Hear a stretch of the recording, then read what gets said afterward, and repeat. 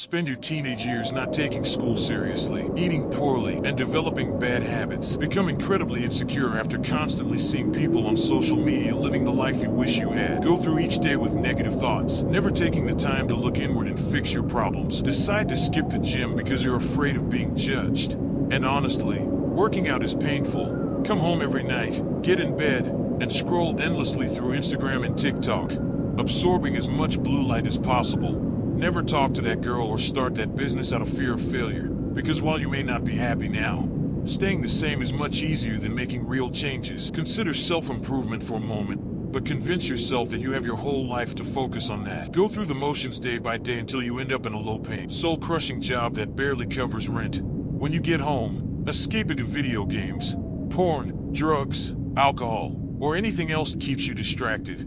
Keep social interactions to a minimum, always checking your phone to avoid real conversations. Blame society, your childhood, or past generations for why your life is miserable. Make endless excuses for why you can't or won't change, and repeat this cycle on autopilot for years.